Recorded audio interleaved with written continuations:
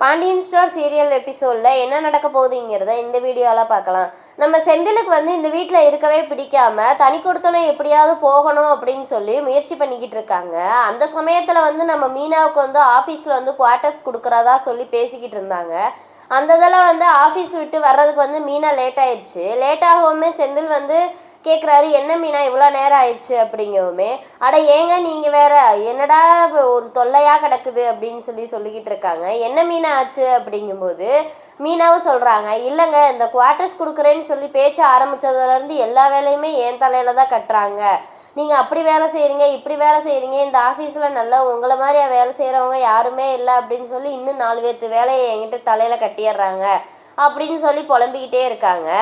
நீங்கள் வேறு குவார்ட்டர்ஸ் வேறு சரின்னு சொல்லிட்டீங்க, நான் திடீர்னு எழுதி வேறு கொடுக்க முடியாது, நான் வேறு இன்னும் 2-3 நாள் ஆகும்னு பார்த்தா இப்போ ஒரே கொஞ்சம் வேகமாகவே கொடுக்குறதா சொல்லியிருக்கிறாங்க அப்படின்னு சொல்லிக்கிட்டு இருக்காங்க. கொடுத்தா என்ன, நம்ம உனக்கு தர குவார்ட்டர்ஸை நம்ம வாங்கிக்கலாம் அப்படின்னு சொல்லி நம்ம செந்தில் சொல்கிறாரு. அதெல்லாம் வேண்டாம், எனக்கு இங்கே இருக்க தான் பிடிச்சிருக்கு, நம்மளுக்கு தான் வீடு இருக்குல்ல, வீடு இல்லாத வேறு யாராவது வேணும்னா அதை யூஸ் பண்ணிக்கிட்டோம், நம்மளுக்கு வேண்டாம் அப்படின்னு சொல்கிறாங்க. அதெல்லாம் இல்லை, நம்ம தனி கொடுத்தோம் போய் நம்ம பேசாமல் ஜாலியாக இருக்கலாம், இங்கே எல்லாத்துக்கு முன்னாடி நம்ம வேண்டாம், கொஞ்சம் கூட ப்ரைவசியாக இல்லாமல் இருக்குது அப்படின்னு சொல்லிக்கிட்டு இருக்காங்க. எனக்கு இங்கே இருக்க தான் பிடிச்சிருக்கு, நீங்கள் வேணும்னா அங்கே போய் உங்கள் குவார்ட்டர்ஸில் இருந்துக்கங்க, நான் அங்கெல்லாம் வரல அப்படின்னு சொல்லிட்டு மீனா போயிடுறாங்க. என்னடா இது இப்படி ஒரு வாய்ப்பு கிடச்சும் மீனா இப்படி மாட்டேங்கிறாளேன்னு நினச்சி நம்ம செந்தில் என்ன பண்ணுவார்னா நேராக அவங்க அம்மா அப்பாட்ட போய் சொல்லுவார், இந்த மாதிரி எனக்கு தனியாக போகணும்னு ஆசை இருக்குது, மீனாவை தனியாக வச்சு நான் நல்லா பார்த்துக்கணும்னு நினைக்கிறேன், ஆனால் மீனா அதை கேட்கவே மாட்டேங்குது, இந்த வீட்டில் தான் இருப்பேன் அப்படின்னு சொல்கிறாங்க, நீங்கள் கொஞ்சம் எடுத்து சொல்லுங்கள் அப்படின்னு சொல்லி அவங்க அப்பாட்டையும் அவங்க அம்மாட்டையும் சொல்லிட்டு வந்துடுறாங்க.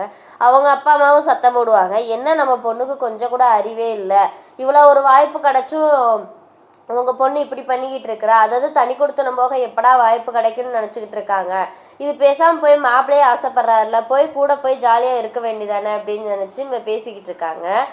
அப்புறம் இங்கே என்னடானா நம்ம மயிலோட அப்பா நம்ம பாண்டியனோட கடைக்கு வேலைக்கு வர்றதா பேசியிருந்தார்ல, அந்த இதில் நம்ம சரவணனுக்கு கோவம் வந்துருச்சு. கோவம் வரவும் நேராக மயில்கிட்ட என்ன குடும்பமாக சேர்ந்து அடுத்து என்ன நாடகம் போடலான்னு முடிவு பண்ணியிருக்கீங்க, உங்கள் அப்பா எங்கள் கடைக்கு வரவே கூடாது, உங்கள் அப்பா எதுக்கு எங்கள் கடையில் வேலை பார்க்குறாரு, என்ன மறுபடியும் கடையை ஏதாவது ஆட்டையை போடலான்னு பார்க்குறீங்களா அப்படின்னு கேட்குறாங்க. ஐயோ மாமா, இதுக்கு எனக்கு எந்த சம்மந்தமுமே இல்லை அப்படின்னு சொல்லுவேன், தயவு செஞ்சு நீ இந்த நாடகம்லாம் போடாத, உன்னை எனக்கு சுத்தமாகவே பிடிக்கல, உன்னை பார்த்தாவே எனக்கு அவ்வளோ கோபமாக இருக்குது, இன்னும் உன் குடும்பத்தை பார்த்தா எனக்கு அதுக்கு மேலே இருக்குது, பொய்கார குடும்பம், என்னை ஏமாற்றி தானே உன்னை கட்டி வச்சாங்க அப்படிங்குமே, மாமா என்னை பற்றி என்ன வேணுமோ பேசுங்க, ஆனால் எங்கள் குடும்பத்தை பற்றி எதுவுமே பேசாதீங்க அப்படின்னு மயில் சொல்லவும், ஆமாம் நல்ல ஓகேமான குடும்பம் தான் உங்கள் குடும்பம், எங்கள் குடும்பத்தை மொத்தமாக ஏமாத்தினதே நீங்கள் தானே அப்படின்னு பேசிக்கிட்டு இருக்காங்க, சத்தம் போடுறாங்க. சத்தம் போட்டு நான் ஒழுங்காக உங்கள் அப்பாட்ட ஃபோன் போட்டு சொல்லு, உங்கள் அப்பா நாளைக்கு எங்கள் கடைக்கு வேலைக்கு வரவே கூடாது அப்படின்னு சொல்லிட்டு சத்தம் போட்டு போயிடுறாங்க. மயில், நம்ம என்னடா பண்ண முடியும், நம்ம என்ன பண்ணோம், நம்ம எதுவுமே இது பண்ணவே இல்லையே, அவங்க சொன்னாலும் கேட்க மாட்டேங்கிறாங்கன்னு சொல்லி புலம்பிக்கிட்டு இருக்காங்க.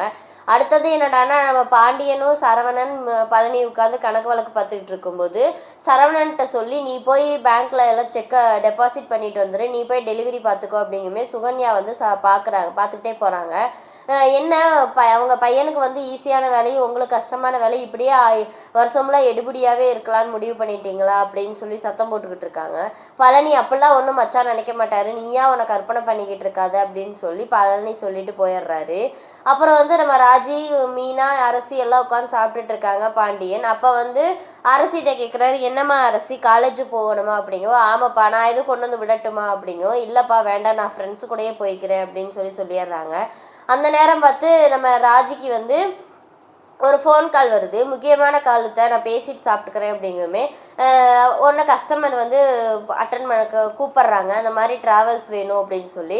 அப்புறம் அதே மாதிரி அரசியும் நம்ம ராஜி அதில் நல்லா வேலை பார்க்குறத பார்த்து பாண்டியன் நல்லா பெருமையாக பேசிட்டு போகிறாரு. உடனே கோமதி இருந்துக்கிட்டு ராஜியை பெருமையாக பேசுகிற மாதிரி என்னை குத்தி காட்டிட்டு போகிறாரு அப்படின்னு சொல்லி கோச்சிட்டு போயிடுறாங்க. அப்புறம் என்னடானா நம்ம மயில் வீட்டுக்கு வர்றாங்க. அவங்க அம்மா வீட்டுக்கு வரவுமே அவங்க அம்மா ஒருத்தவங்ககிட்ட பணம் வாங்கியிருக்கிறாங்க. அந்த இதில் கொடுக்கல அப்படின்னு சொல்லி சத்தம் போட்டுக்கிட்டு இருக்கிறாங்க. ஒழுங்கு மரியாதையே பணத்தை கொடுத்துரு, இல்லைன்னா உனக்கு அவ்வளோதான், உண்மையிலே நீ ரோசமானவளாக இருந்தால் இந்நேரம் பணத்தை கொடுத்துருந்துருக்கணும்ல அப்படின்னு சொல்லி பாக்கியாவை பிடிச்சி சத்தம் போட்டுட்டு இருக்காங்க. நான் கண்டிப்பாக கொடுத்துட்றேன் அப்படின்னு சொல்லிக்கிட்டு இருக்காங்க. நீ இதுக்கப்புறம் என்ன நடக்க போகுதுங்கிறத அடுத்த வீடியோவில் பார்க்கலாம். இந்த வீடியோ பிடிச்சிருந்தா மறக்காமல் லைக் பண்ணுங்கள், சப்ஸ்கிரைப் பண்ணுங்கள்.